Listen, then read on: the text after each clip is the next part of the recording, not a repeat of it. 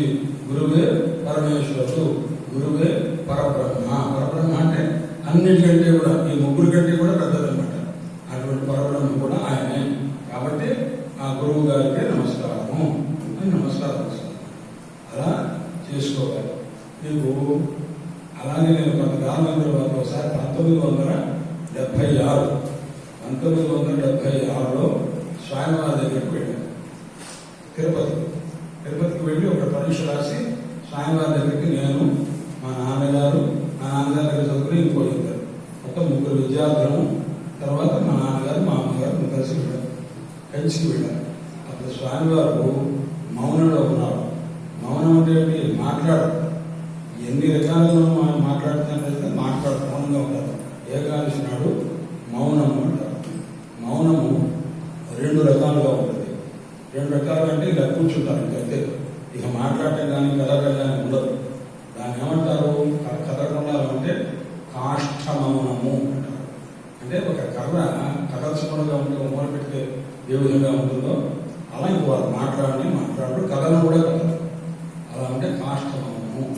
కొంత ఒకప్పుడు చేష్టా మౌనము. చేష్టా మౌనం అంటే అనుకో, అంటే అర్థం ఏంటి? నాకు నీళ్లు తీసుకురాని అర్థం కదా. అలా చేష్ట ద్వారా మన అభిప్రాయాన్ని చెప్పచ్చు, మాట్లాడకూడదు. కానీ చేష్ట ద్వారా చెప్తే దాన్ని చేష్టామౌనము అంటారు. అప్పుడు స్వామివారు చేష్టామౌనంలో ఉన్నారు. అంటే అభిప్రాయం చెప్తారు, అలా చెబుతూ చెప్పారు. ఆ రోజు వెళ్ళాం. మేము ముగ్గురం వెళ్ళాం. మా నాన్నగారితో పాటు విద్యార్థులు తిరుపతిలో పరీక్ష రాసి, పరీక్ష అయిపోయిన తర్వాత ముగ్గురు పరీక్ష అయిపోయి వెళ్ళారు. వెళ్ళిన తర్వాత అప్పుడు అడిగారు, ఎక్కడి నుంచి వస్తున్నారు? మా నాన్నగారు అడిగారు. అడిగితే ఫలానా చోటు నుంచి, తిరుపతి నుంచి వస్తున్నామని చెప్పారు. రాత్రులతో మేల్కొన్నారా వీళ్ళిద్దరు? ఇద్దరు వస్తే అక్కడి నుంచో అప్పుడు నిద్రపోతుంది. తర్వాత స్వామివారు ఏం చేశారంటే, మీరు ఎక్కడి నుంచి వచ్చారని అడిగారు. తిరుపతి నుంచి వచ్చామండి. నేను తిరుపతిలో ఏమిటి దర్శనం చేసుకున్నాను, పరీక్షకు వెళ్ళామంటే పరీక్ష ఇచ్చి వచ్చాను. ఎంతమంది పరీక్ష పాస్ అయ్యారు అంటే 9 మంది వెళ్ళారండి, 8 మంది పాస్ అయ్యారు, ఒకటి ఫెయిల్ అయ్యారు. ఈ ముగ్గురు కూడా పరీక్ష ఇచ్చారు. ఇదంతా చేస్తే ఇచ్చారని అంటే పక్కన ఉన్నాయని తెలుసుకోవాలి. ఎక్కడ ఉన్నటువంటి పరిచారులకి ఏం చెప్తున్నారో తెలుసుకున్నమాట. ఆ తర్వాత ఇలా చెప్పారన్నారు. పరీక్ష ఇచ్చాక ముగ్గురిని కూడా మీరు ఇచ్చిన సబ్జెక్టులో ఒక్కొక్కరు ఒక్కొక్క విషయం మీద మాట్లాడండి. 5 నిమిషాలు ఒక్కొక్కరికి 5 నిమిషాలు టైం ఇచ్చాను. ముగ్గురిని మాట్లాడుతున్నాను. ఒకే టాపిక్ మాట్లాడకూడదు. నువ్వు ఒక టాపిక్, ఇతర టాపిక్ ఇలా మాట్లాడాలని చెప్పి సూచించాను. ముగ్గురు మాట్లాడిన తర్వాత స్వామివారు ఆశీర్వదించారు. అది కూడా ఎలా శ్రేష్టగా అంటే చెప్పుతో ఇలా చెప్తారు అన్నమాట. దాని పక్క ఆయన మనకు అనువాదం చేసి ఇస్తారు, మనకు చెప్తారు. స్వామివారి అన్నారు. ఒక ఆయన్ని నువ్వు గొప్ప స్థితిలో ఉంటావు అని అన్నారు. ఇంకొక ఆయన్ని మీ నాన్నగారి కోరిక నెరవేరుతుంది అని అన్నారు. నన్ను మీ నాన్నగారు వాడు అవుతావు అన్నారు. ఇలా 3 మాటలు చెప్పారు. మేమేమనుకున్నామంటే, మా నాన్నగారు చాలా పెద్ద పండితుడు. మా నాన్నగారు అంటే స్వామివారికి మహా ఇష్టం అనమాట, చాలా అనుగ్రహం.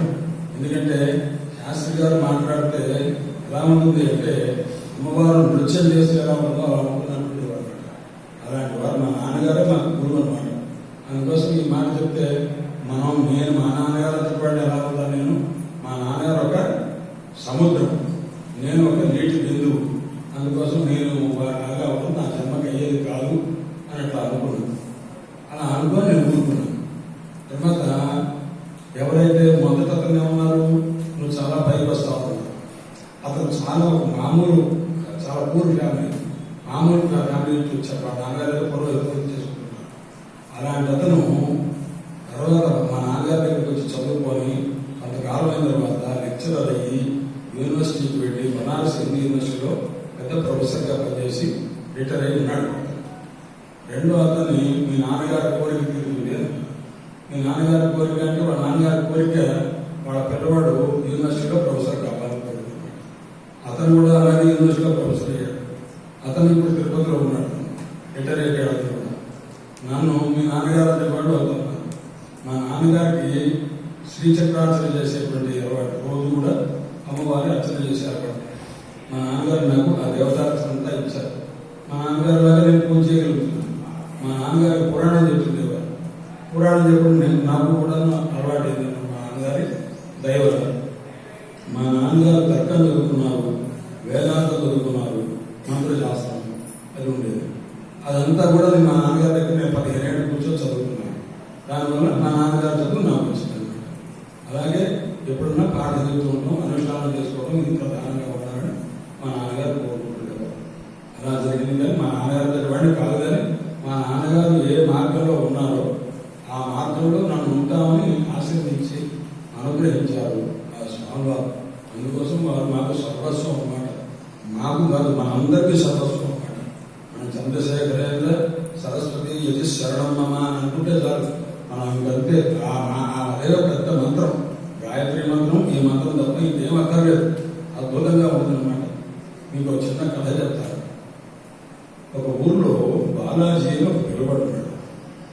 బాలాజీ అని ఒక పిలువడు. స్వామివారు యాత్ర చేస్తున్నారు చాలా కాలం క్రితం, సుమారు ఒక 50 సంవత్సరాల క్రితం సంగతి. అతను ఎవరు లేరు, ఒక్కడే ఎక్కడో చదువుకుంటున్నాడు. చదువుకుంటున్నవాడు కాస్త ఎక్కడో స్కూల్లోనో లేకపోతే ఎక్కడో మామూలుగా పాఠశాల చదువుకుంటున్నాడు. వచ్చేసి స్వామివారి దగ్గరికి వచ్చి నమస్కారం చేశారు. స్వామివారి దగ్గర పర్యటన వస్తున్నారు. వస్తుంటే స్వామి, మా అమ్మ చెల్లెలు ఎక్కడో ఉన్నారు, వాళ్ళు ఎక్కడో పనిచేస్తున్నారు, నేను ఏదో ఇక్కడ ఉన్నాను, వాళ్ళు ఎలా ఉన్నారో నాకు తెలియదు, నాకు ఏదైనా వేరే చోట చదువుకోవాలి, పరిచయం చదువుకోవాలని ఉంది, నాకు ఎలా దిగులుగా ఉంది, మా అమ్మ వాళ్ళు ఎలా ఉన్నారో తెలియదు, నాకు ఎదురా నాకు ఎక్కడ చదువుకోవడానికి ఏర్పాటు చేయండి అని అన్నారు. అనేసరికి నీకు ఇంతకు ముందు నేను ఒక మాట చెప్పాను, స్వామివారికి పిల్లలంటే బాగా ఇష్టం. నిజమా? పచ్చిత బాలజన అత్యంత సులభాజన. బాలజనుడు అంటే చిన్నపిల్లలు అంటే మహా ఇష్టం. అందుకోసం చాలా దయ.